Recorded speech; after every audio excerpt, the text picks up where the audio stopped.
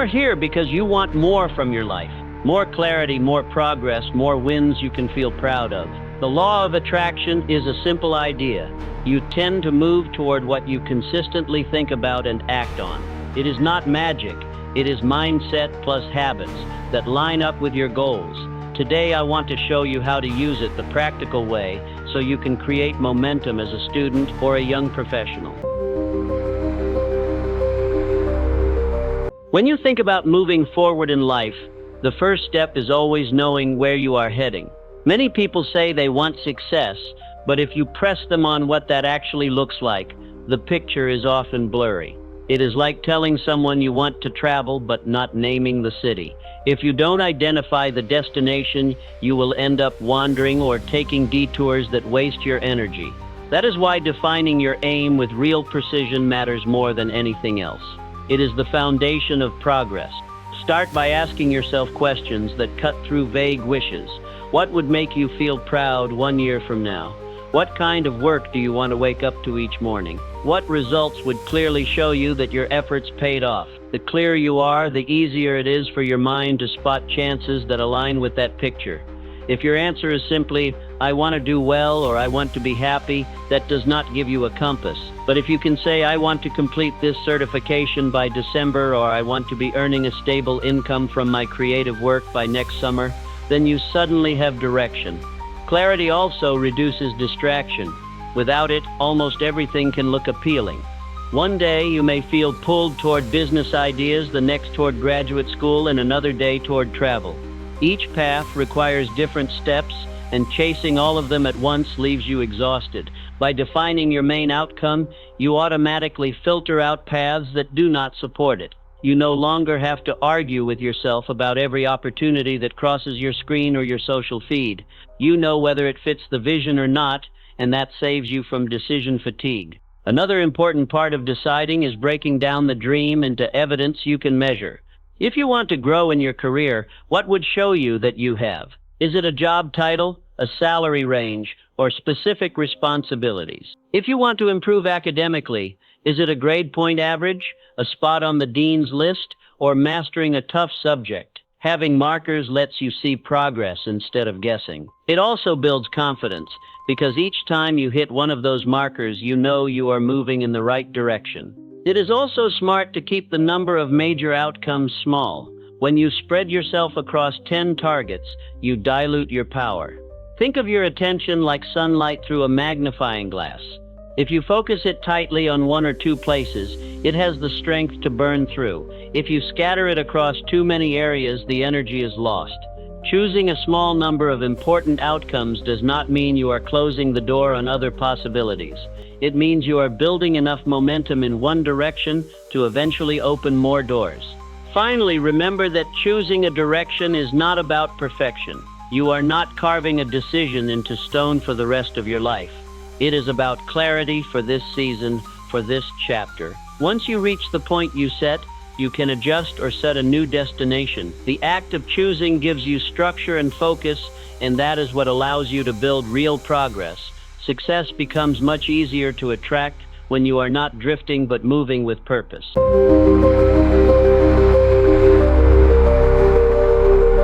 When people talk about success, they often focus on the actions you need to take.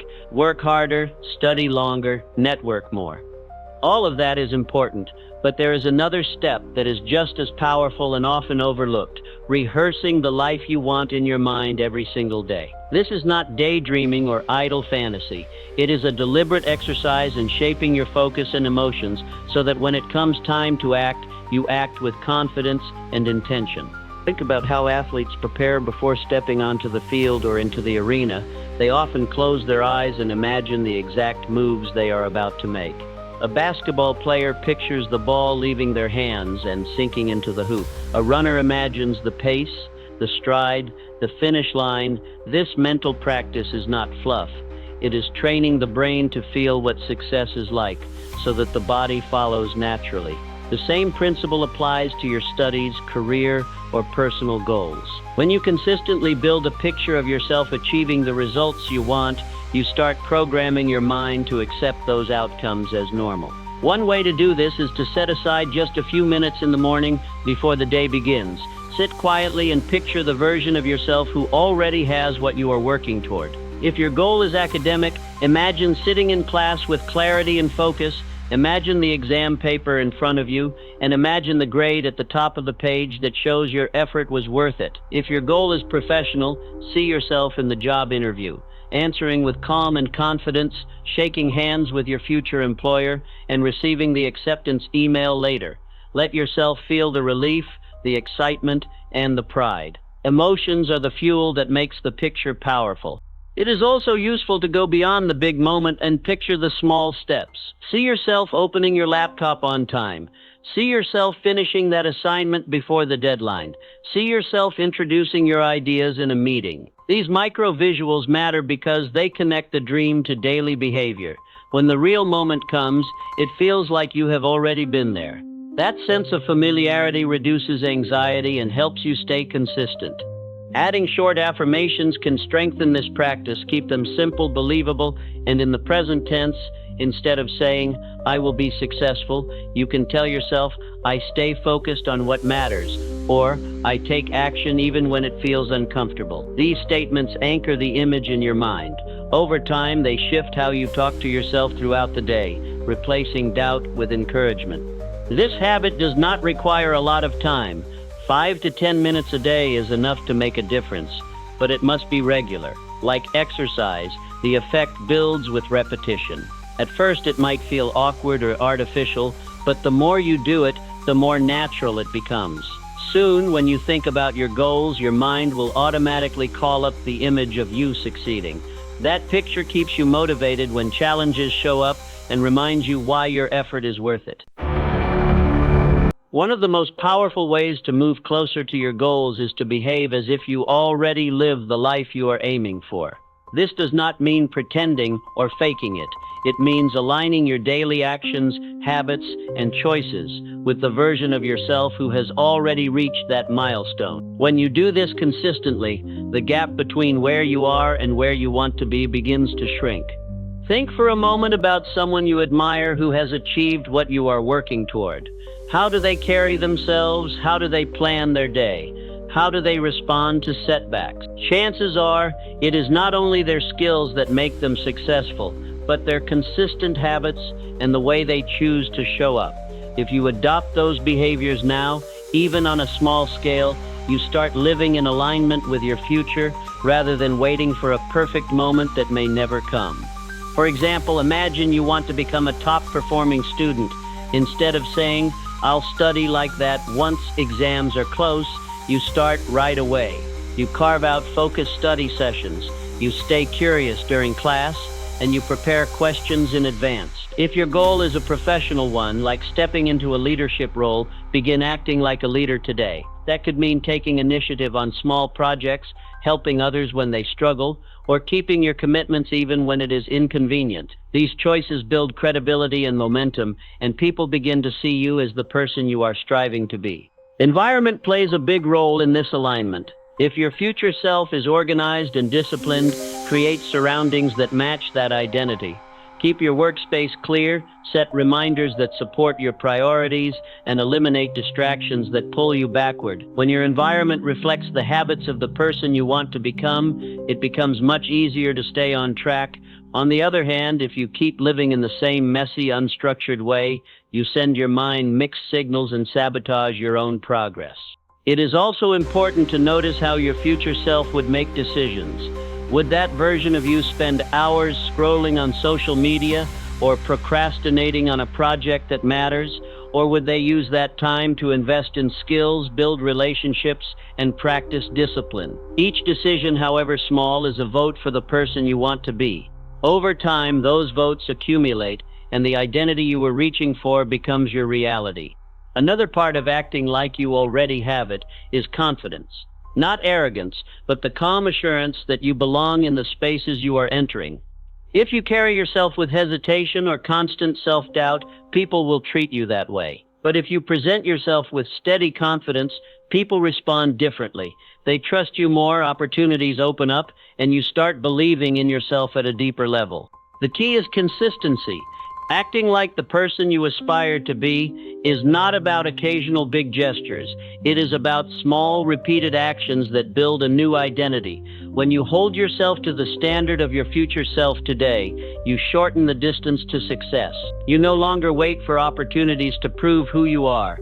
You demonstrate it with every choice, and eventually, life catches up with the version of you that you have already been practicing. The way you speak to yourself and about your journey shapes how you experience it. Many people unknowingly use language that makes their goals feel heavy, stressful, or even impossible. They frame their ambitions as obligations rather than opportunities, and the weight of that mindset drains their motivation. Shifting the way you talk both out loud and in your head can completely change how you approach your work. Instead of pressure, you create momentum. Instead of dread, you create purpose. Think about the difference between saying, "I have to finish this assignment," versus "I'm choosing to work on this assignment because it brings me closer to my goal." The first version sounds like a burden, something being forced on you. The second version reminds you that you are in control, that this task is a step towards something you want. The assignment itself hasn't changed, but the story you tell yourself about it has. That story decides how much energy and focus you bring to it. Another common trap is speaking in absolutes. Statements like "I'll never be good at this" or "I always mess this up" lock you into a negative identity.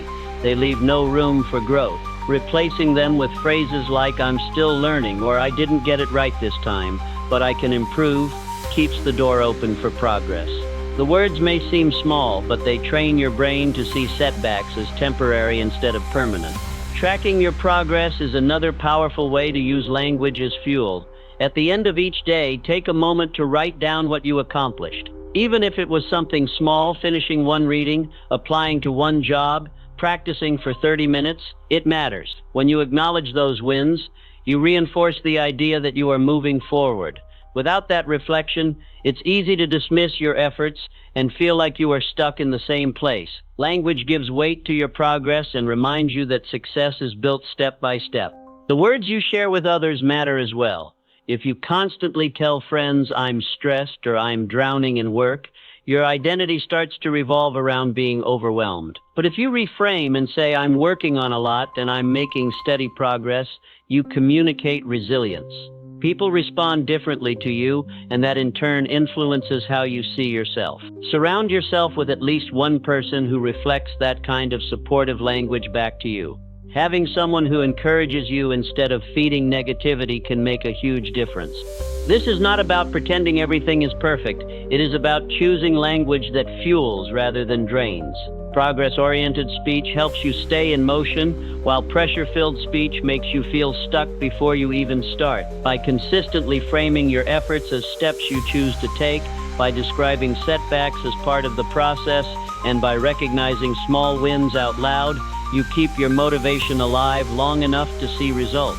Over time, this language reshapes not only how you feel, but also what you attract.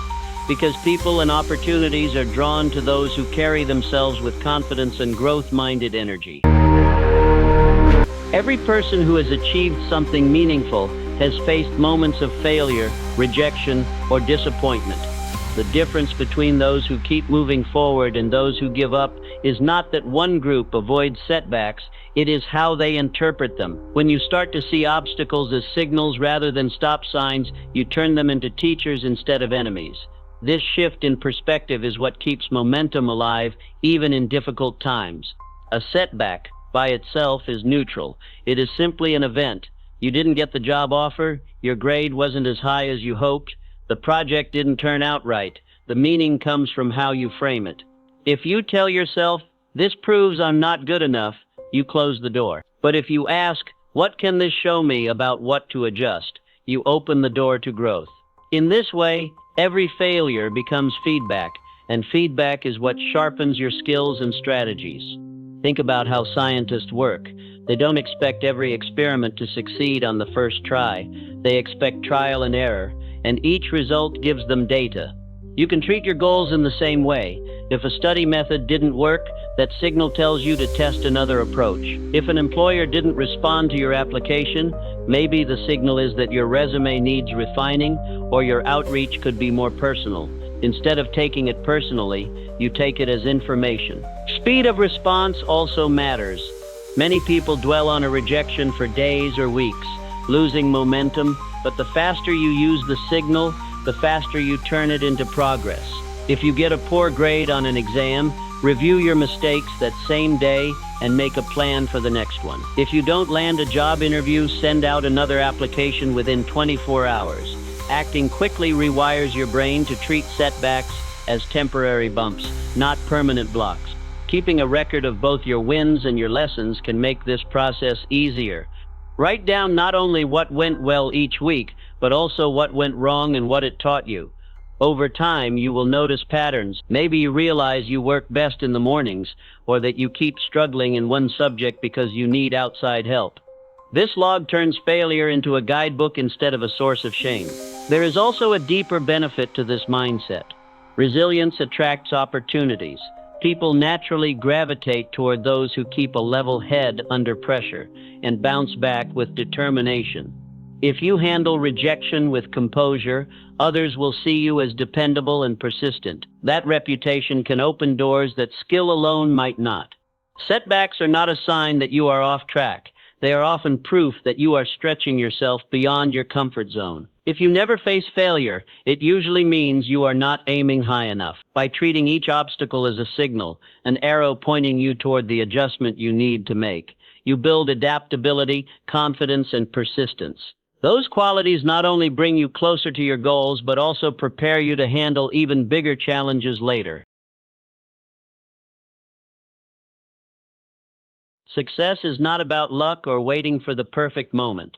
It comes from clarity, from seeing the life you want every day, from acting like the person who already has it, from speaking to yourself with encouragement, and from turning every setback into a lesson. The law of attraction is really about focus and consistency. What you think, speak, and practice shapes what you create. So start now, decide what matters, carry yourself with belief, and keep moving forward. If you do, success won't be something you chase. It will be something you naturally draw toward you.